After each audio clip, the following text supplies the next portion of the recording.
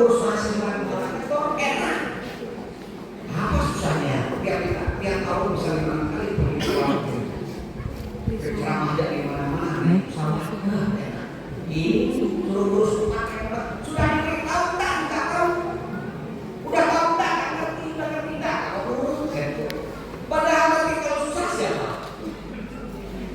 Aku pagi kalau hari Minggu, saya punya tempat saya harap tidak terjadi kita di sini ya.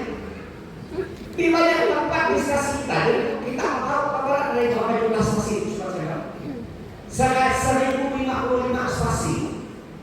1055 stasi juga. Bukan akan perjanjian. Terutama bapak-bapak, kan nanti jangan heran kalian kalau sudah dimulai ibu, bapak-bapaknya dan anak mereka sudah perempuan janda. Kan mulai sekarang kerja-kerja orang janda. Kalau hari itu orang Katolik pun janda semua. Karena yang pergi ke kerja sama yang ibu-ibu, bapak-bapak mana? Ada yang sama-sama, ada yang pergi ke ladang, ada yang pergi nyetir, ada yang pergi ngayel, orang yang pergi di mati. Banyak tempat begini. Sampai ada orang peserta Kristus yang saya begini, Bapak Ustaz, apa artinya terus terlalu berat? Peserta Kristus, Bapak bilang, ngapa? Warnanya apa arti terus terlalu berat? Tak tahu saya artinya Bapak Ustaz. Bapak menjelaskan latar belakangnya orang Israel, kemudian nanti kita kejadian itu diperintahkan Tuhan 6 hari kamu bekerja, hari ke-7 harus kamu istirahat, menyembah Tuhan, pergi ke bait Allah. Jadi kalau kita orang Katolik ini 6 hari kita bekerja, untuk istirahatkan badan, kita mengistirahatkan badan agar besok dia segar, tidak bisa kerja, dan merasakan sama bersyukur kepada Tuhan karena 6 hari kita berrezeki. Jadi kita pergi kerja, begitu kosong. Karena saya selama ini ku antar bonceng ya istriku dengan anak-anaknya, ku antar mereka kerja, udah itu Pak, aku kerja sorry. Jangan bisa jawabannya. Karena tapi inilah yang kita terjadi. Nah, hari ini kita mendampingi 52 orang ini dan cukup banyak yang sudah krisma. Saya berharap peristiwa krisma ini mengingatkan kembali akan janji kita menjadi orang-orang Katolik yang baik dalam kehidupan kita. Berhasil tidak akan menjadi Katolik di jatuh bangun ringan. Menalunya ya. Kadang kita mampu menjadi orang baik, kadang kita lampu, tapi jangan khawatir karena Tuhan menyediakan sakramen pengakuan dosa. Maka gunakanlah sarana yang diberikan Tuhan untuk berdamai dengan Dia. Karena semasa kita masih dengan Tuhan dan daging ini kita tetap bisa berdosa. Maka Yesus menyadari itu, Dia berikan kuasa pengampunan kepada para rasul, kepada para uskup dan para imam untuk mengampuni dosa umat agar mereka tidak terus-menerus hidup dalam dosa, tetapi berdamai, memulai sesuatu yang baru, terus sampai kita mati. Maka beruntung bahwa Tuhan kita ini tidak datang untuk menghakimi, melainkan datang untuk mengampuni. Dengan mimpinya, dengan segala gaulnya, dipikirnya mudah. Maka orang terus dia, kita pergi kemana buat madunya? Madunya sebentar, lepasnya jalan sawit, makan pedu, pelayaknya tidak dalam rumah. Bagi semua itu dan buatkan tinggalkan lagi, dan bukakan. Udah setahun pindah ke pantai dari mampu besar. Tiap malam ketinggal kedor segala. Ketinggal kedor, buah besar. Bukan sentimpel yang buah.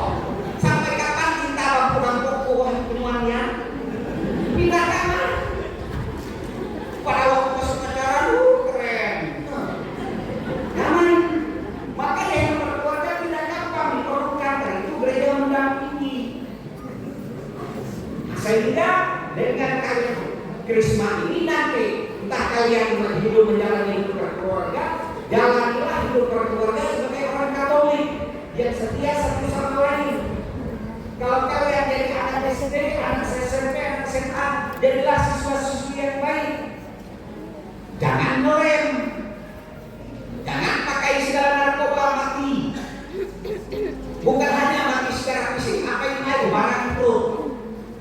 Dua, pengusaha garam yang sangat kaya raya di Pontianak ada punya dua anak. Sekarang kemana usaha garam itu? Jadi orang gila. Dua anaknya narkoba. Sekali rehat 1 orang 1 miliar. Tahu? Jangan. Jadi jadilah orang Katolik yang cerdas. Maka kejarlah pendidikan. Itu tadi. Hendaklah kamu licik seperti ular, tetapi dengan hati yang tulus seperti bata. Nah, hari ini kita tidak mengharapkan kisah yang besar-besar. Lalu mereka bisa bahasa Jerman, mereka bisa bahasa Prancis, mereka bisa bahasa Yunani. Seperti para rasul. Cukup mereka mendapat karunia roh pengertian dan roh takut akan Tuhan, agar kehidupan mereka ke depannya itu menjadi saksi-saksi Tuhan. Maka ini sekaligus undangan bagi kita orang Katolik agar yang belum krisma sungguh berpikir. Karena saya ini tegas. Karena aku menunaikan tugas kalau aku mati, ditanya Tuhan apa yang kamu lakukan untuk umatku. Saya bilang Tuhan, saya sudah mendampingi mereka yang krisma. Sampai kampung-kampungku mengajarkan mereka yang setia kepadamu. Kalau saya sudah dengar yang terjadi. Tapi pasti harus mereka. Tapi kalau tidak perlu mengingatkan umat saya yang masuk neraka. Saya sudah menghabiskan engkau menjadi pastor, menjadi uskup, tapi engkau berleha-leha, bersantai-santai, tenang-tenang di uskupan. Saya tidak tahu. Saya percaya surga ada, karena itu saya turun untuk mendidik umat. Meskipun kita ini lemah, meskipun kita jatuh dalam dosa, tetapi jangan putus asa, maju terus. Berusaha menjadi baik. Karena apa? Mari mengajar mereka. Yesus naik ke surga, duduk di sisi Bapa, dia akan kembali dengan mulia untuk mengadili orang hidup dan orang mati. Kita semua akan menghadapi pengadilan ilahi. Dan apa yang bisa kita katakan ketika Yesus tanya, saudara-saudariku, mengapa pada dahimu ada tanda salibku? Ketika pastor membaptis kita, aku membaptis engkau dalam nama Bapa dan Putra dan Roh Kudus. Dia tanya lagi, ini sakramen itu tanda. Oh, kita milik Kristus. Saudaraku, mengapa dalam tubuhmu ada tubuhku dan dalam darahmu ada darahku? Tubuh dan darah Kristus yang kita terima dalam komunitas.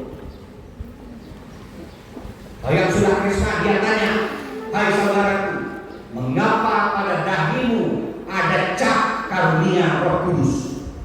Ingat, semua dosa dapat diampuni kecuali dosa melawan Roh Kudus. Kamu minta cap karunia Roh Kudus yang krisma, bahwa kamu milik Tuhan Yesus, milik Roh Kudus. Kalau mereka sudah dipemurahkan orang sakit, dia akan tanya, mengapa pada tubuhmu ada tanda? Karena dioles di tangan, dioles di kaki, dioles di tubuh. Ada tanda dan tanda kesehatan dan kesembuhan. Mau bilang apa? Kita Bapak Tuhan, saya tidak